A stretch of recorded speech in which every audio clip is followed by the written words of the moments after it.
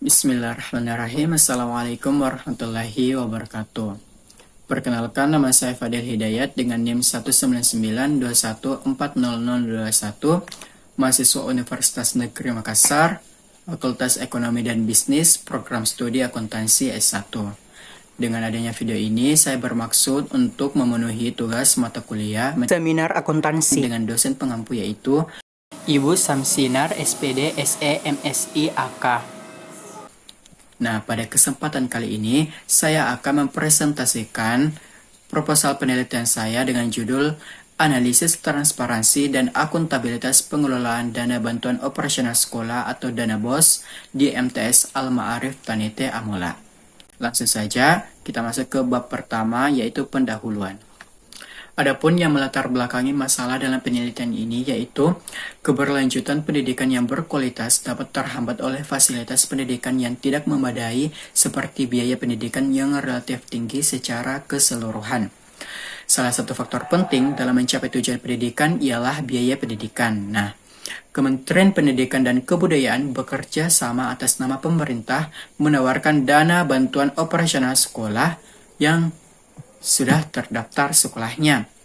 Dana bantuan operasional yang diberikan oleh Kementerian Pendidikan dan Kebudayaan disebut sebagai BOS nasional atau BOS dalam penelitian ini. Program BOS bertujuan untuk membantu sekolah menjalankan sekolahnya dan memudahkan masyarakat secara keseluruhan untuk membiayai pendidikan sehingga dapat memperoleh layanan pendidikan dasar 9 tahun yang berkualitas. Kebijakan baru pengelolaan bantuan operasional sekolah juga dikeluarkan oleh Kementerian Pendidikan dan Kebudayaan atau Kemendikbud dalam Permendikbud nomor 8 tahun 2017.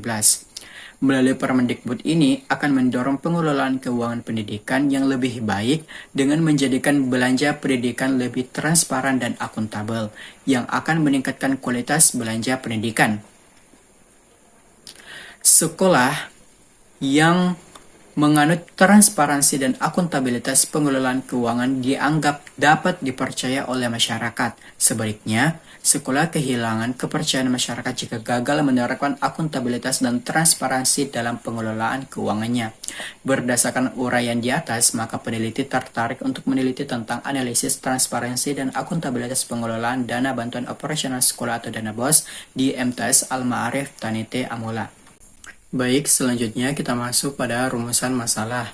Adapun rumusan masalah dalam penelitian ini yang pertama itu bagaimana penerapan transparansi pengelolaan dana bantuan operasional sekolah di MTS Al-Ma'arif Tanite Amula Kabupaten Pulau Mandar, dan yang kedua yaitu bagaimana penerapan akuntabilitas pengelolaan dana bantuan operasional sekolah di MTS Al-Ma'arif Tanite Amula Kabupaten Pulau Mandar.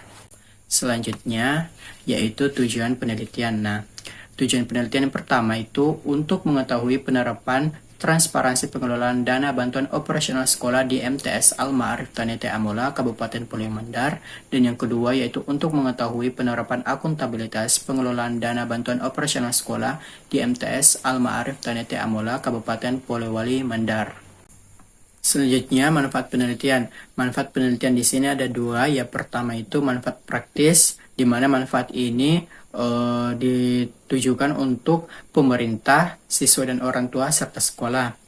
Dan kedua itu manfaat teoritis, di mana penelitian ini diharapkan dapat menambah pengetahuan dan bahan pertimbangan untuk penelitian selanjutnya mengenai transparansi dan akuntabilitas terhadap pengelolaan dana bantuan operasional sekolah. Selanjutnya, bab kedua, tinjauan pustaka. Pada bagian kajian teori yang pertama dibahas yaitu transparansi. Nah, menurut Sri Minarti tahun 2011, halaman 224, transparansi dalam manajemen keuangan lembaga pendidikan yaitu keterbukaan sumber keuangan dan jumlahnya, rincian penggunaan, dan pertanggungjawabannya harus jelas sehingga bisa memudahkan pihak-pihak yang berkepentingan untuk mengetahuinya.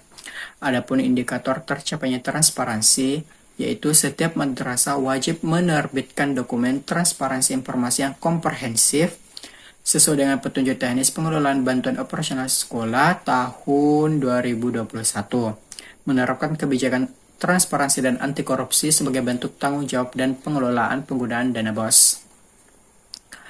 Selanjutnya akuntabilitas. Nah, menurut Joko Roamidjojo tahun 2000, akuntabilitas yaitu kewajiban dari individu atau pejabat pemerintah yang dipercaya untuk mengelola sumber-sumber daya publik yang bersangkutan dengannya agar dapat menjawab berbagai hal yang menyangkut pertanggungjawabannya. Adapun indikator tercapainya akuntabilitas, yaitu diantaranya wajib ada pembukuan yang berisi rancangan kegiatan dan anggaran madrasah RKM, buku kas umum yang bersumber dari dana BOS atau formulir BOS K2, buku pembantu pajak atau formulir BOS K3, opname kas dan berita acara pemeriksaan kas setiap kali menjelang penutupan BKU, bukti pengeluaran. Dan yang kedua, yaitu pelaporan. Nah, ada 3 jenis pelaporan dalam hal ini yaitu laporan pertanggungjawaban dana BOS atau formulir BOS 08, pencatatan pelayanan dan penanganan pengaduan masyarakat, dan laporan aset. Selanjutnya yaitu kita masuk pada definisi bantuan operasional sekolah atau dana BOS. Menurut Mulyono, tahun 2010, halaman 189, BOS ialah program pemerintah untuk penyediaan pendanaan biaya non-operasional bagi satuan pendidikan dasar sebagai pelaksanaan program wajib belajar, sebagaimana tertuang dalam PP nomor 48 tahun 2008 tentang pendanaan pendidikan. Pendanaan menjadi tanggung jawab bersama antara pemerintah daerah, dan masyarakat. Adapun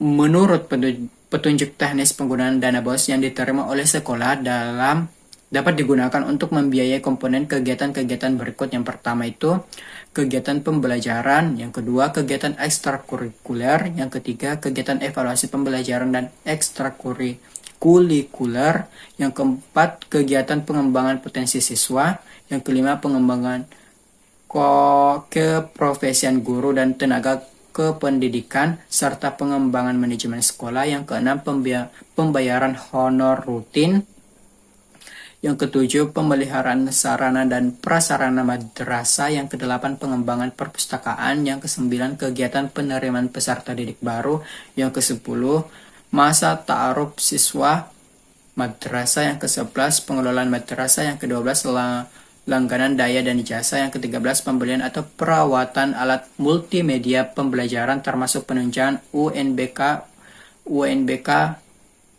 BK. 14 biaya lainnya jika seluruh komponen 1-13 telah terpenuhi pendanaan dari BOS itu sendiri. Selanjutnya penelitian terdahulu.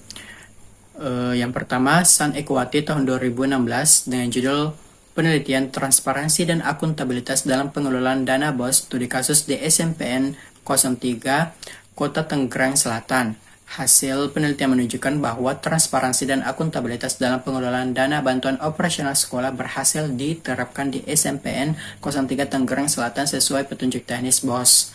Yang kedua, Umi Nur Lailia tahun 2018 dengan judul penelitian yaitu Analisis Prinsip Akuntabilitas dan Transparansi Pengelolaan Dana Bantuan Operasional Sekolah di SMPN 3 Malang. Hasil penelitian menunjukkan bahwa pedoman penggunaan dana BOS diikuti dan prinsip akuntabilitas dan transparansi telah diterapkan di SMPN 3 Malang. Dan yang ketiga yaitu Siti Radia tahun 2021 dengan judul penelitian yaitu Analisis Transparansi dan Akuntabilitas terhadap Pengelolaan Dana Bantuan Operasional Sekolah atau Dana BOS di MA DDI Kanang. Hasil penelitian menunjukkan bahwa telah diterapkan prinsip akuntabilitas dan transparansi dalam pengelolaan dana BOS di MA DDI Kanang.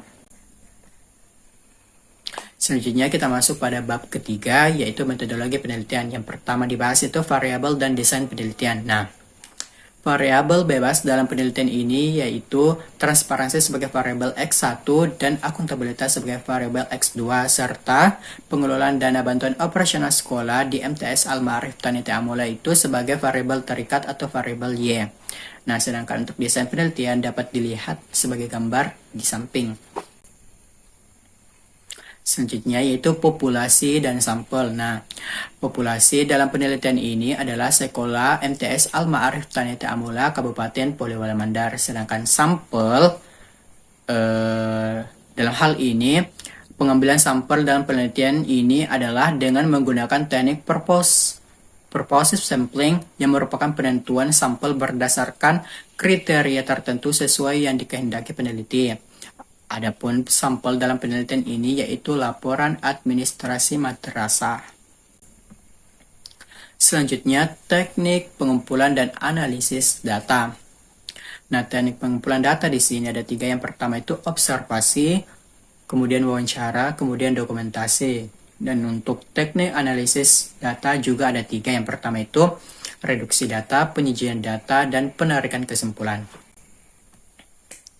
Baik, demikian apa yang saya bisa jelaskan. Lebih dan kurangnya mohon dimaafkan. Minallahi musta'an wal ikhlas. Wassalamualaikum warahmatullahi wabarakatuh.